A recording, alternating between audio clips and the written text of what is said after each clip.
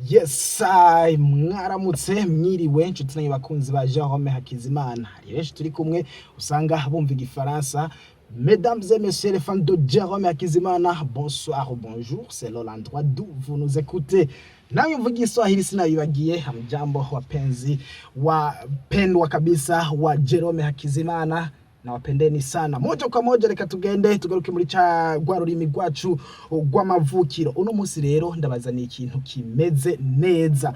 Ni ikintu kiraba umuryango wa Afrika y'ubuseruko, ariko kandi kikaba cerekeye ibijanye na vya bintu byacu nyene dusanzwe dukoreramwo bijanye na divertissement, entertainment, umuziki canke n'utundi tugenegene canke mbere reka ndabivuge mu mvugo nziza mutahura kandi ikabaryohera ibikorwa mvabwenge.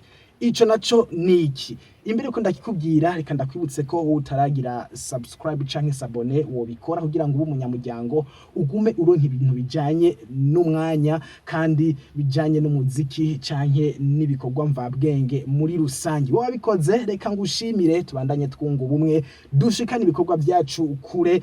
None ntimuzi ko umuziki canke ibikorwa mvabwenge bifise ikintu bimaze ntangere mu buzima bw'umuntu? Biraruhura, birigisha, biragutuma wibagira ingorane ubufise, gutyo mukabandanya mwimerererwa neza. Rero reka ndakubwira ico ndakuzaniye, ni ikintu kijanye n'Isabukuru izoba mu kwezi kw'icenda itariki 4 kugeza itariki 12.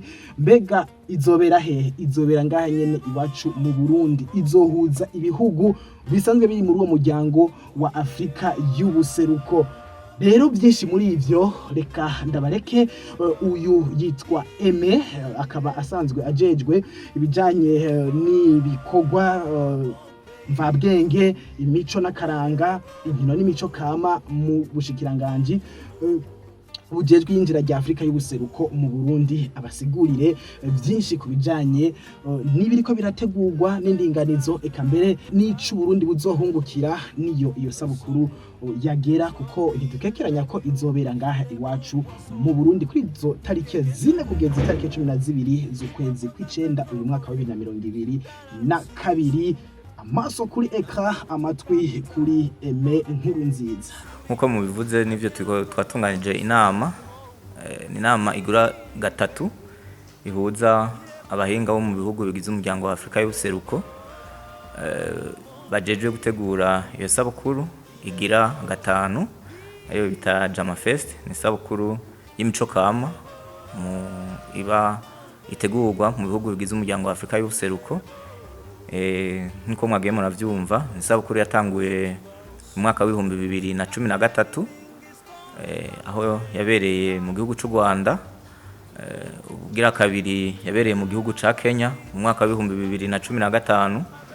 Ugira gatatu ibera mu gihugu ca Uganda mu mwaka wa 2017, aho ugira kane yabereye mu gihugu ca Tanzania mu mwaka wa 2019.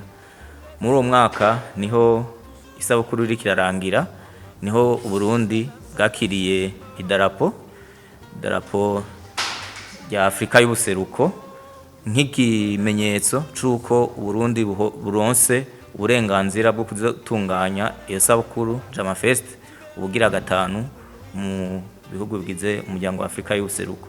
Nk'ubwo mwagiye muravyumva, ni sabukuru itegurwa rimwe mu myaka 2 nkuko ingingo y'abashikiranganje yashizeho iryo sabukuru ibivuga. Rero mu kwitunganya, ibihugu bigize umuryango wa Afrika y'ubuseruko birahura bikavugana integuro zitandukanye, kuko iyo sabukuru haberamwo vyinshi, harabamwo intambo ndangakaranga z'ibihugu. Intambo barerekana amareresi aba yarakozwe n'abahinga bo mu bihugu bigize umuryango wa Afrika y'ubuseruko.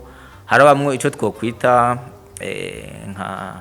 nka defile carnaval, aho ku ntango y'iyo sabukuru ibi bihugu vyerekana mu gihugu ca vyakiriye, bakerekana ivyo baje gukora, bakerekana intambo ziba zikorwa, inyambaro z'ivyo bihugu, ko ivyo byose nibigize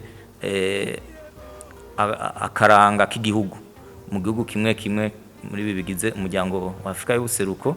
Mukaba muzi yuko igihugu kimwe kimwe cyose kiba gifise umuco ukiranga, kikagira n'imibereho ikiranga. Rero muri iyo sabukuru ibyo bihugu birahurira hamwe bikerekana iyo mico aho karanga, hanyuma kugira nk'uko mubizi ari umuryango umwe, kugira tubandanye tugira umuryango umwe tuzi naka iwe byifashe gute, akaranga kabo kameze gute, ndetse dushobore no kubigira ko igihugu kimwe kikigira ku kindi ko akaranga ntikari si ikintu kiguma hamwe, si ikintu cyaheze, ni ikintu kiguma gitera imbere, mugabo kigatera imbere mu buryo bwiza, aho ibihugu bigenda vyigiranira ko bisaba integuro nyinshi ku gihugu kiba kizokwakira iryo sabukuru. Nk'uko mwabivuze uyu mwaka w'ibihumbi 2022 isabukuru yategezwa ko yarabaye mu mwaka w'ibihumbi 2021, mugabo kubera ikiza ca corona cyari cugarije isi n'akarere, iyo sabukuru yarigijwe inyuma kugira nk'uko mwavyumvise iba yitabwa n'abantu batari bake. Mwumvise ko dushobora kwizera ko hashobora kuza abantu bashika nk'ibihumbi 5. Urumva bisaba integuro, uburyo, integuro ingene abantu bazokwakirwa, integuro ingene abantu bazobaho, ingene bazofungura, amagara yabo bamaze gushika ngaha, umutekano wabo bamaze gushika ngaha. Urumva bisaba ibintu byinshi, nico gituma haba amanama atandukanye ahuza ibihugu kugira bitegurire iyo sabukuru. Nkuko mwabajije rero ati izoba ryari, sabukuru izoba guhera itariki 4 gushika itariki 12 z'ukwezi kw'icenda mu mwaka w'ibihumbi 2022. Ico Uburundi bwo kwitega nk'igihugu kizokwakira iyo sabukuru, mwumvise nk'akarorero abantu bashobora kwitaba iyo sabukuru, umva ko ari abantu batari bake ku gihugu. No kuvuga abo bantu bazoza babe mu gihugu, batembere mu gihugu, bazoba mu mahoteli, bazoba aho bazoba hose. Urumva ko bazotegerezwa, hariho ikintu c'uburyo cinjira mu gihugu, ingene bazofungura ibiri mu gihugu, bazoshorera igihugu. No kuvuga yuko Uburundi bashobora kwitega ikintu kitari gito kuri iyo sabukuru. Abantu bazotembera mu bigo canke two kwita amasite touristique, ibibanza vy'iratiro bitandukanye, ibibanza vy'iratiro ry'akahise k'igihugu, aho aha n'ahandi bizotuma n'inyuma y'iryo sabukuru abantu bashobora guca bahurumbira kuza kugendera igihugu, kubera bazogenda bafise ishusho, isanamu nziza ku gihugu. Nico gituma igihugu dutegerezwa kwitegura, tukabitegura neza, tugafashanya, kuko si igikorwa ca leta gusa, ni igikorwa ca twese, ca mwebwe abajournaliste. Mutegezwa turabasaba yuko isabukuru mwotangura kuyimenyekanisha, mufise ijwi gusumba na leta, murakurikirwa cane. Nico gituma mutegerezwa gutangura kuyigirira kuyamamaza, itangure kumenyekana, biboneke yuko igihugu hariho ikintu gikomeye kiriho kirategura. Ikindi twokwitega ko nuko haba muri aba bakora ibintu mvabwenge, abo twokwita abakora ibintu les artistes, ibintu mvabwenge bashobora kugenda bigira ko aba bakora amareresi, aba baririmvyi bashobora guhura n'abandi baririmvyi, bashobora guhura n'abakina amareresi bo bavuye muri ibi bihugu, hama umwe n'uwundi akagenda yigira ku wundi buzuzanya, hama ndetse bigashobora no kubugururira imiryango hanyuma kugira batangure kuza barakorana. Musanzwe muzi yuko abanyakaranga ari abantu kenshi usanga bugurutse, usanga bazi gufatira kuco babonye n'ingogana ugasanga mbere barakoze ikindi ciza gusumba bafatiye ku byo baba bize. Uburundi burafise ibintu ndangakaranga vyinshi, burafise ibintu bikorwa n'abahinga, ibintu mvabwenge bikorwa n'abahinga. Hariho abanditsi b'ibitabo, turafise abakina amareresi, turafise abakora ibintu bitandukanye. Mumaze iminsi mubona abakora imideri, impuzu, mumaze iminsi mubona abakora ibintu vy'amahereni, mumaze iminsi mubona abakora ibintu vyinshi bitandukanye.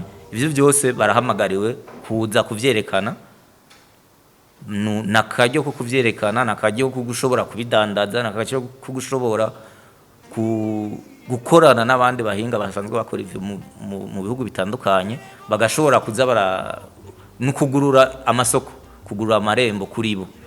Iyi sabukuru dufasha kugurura amarembo kuri bo, ku buryo uyu ashobora kuba afise ikintu yahinguye, agashobora kuja kucerekana, hama amaze kucerekana ashobora kukidandaza uwo mwanya, canke mu nyuma akaronka uburyo bwo gukorana n'uwundi wo mu kindi gihugu kugira ico kintu ciwe gishobore gutera imbere, ico kintu ciwe gishobore kumutuma kimubeshaho.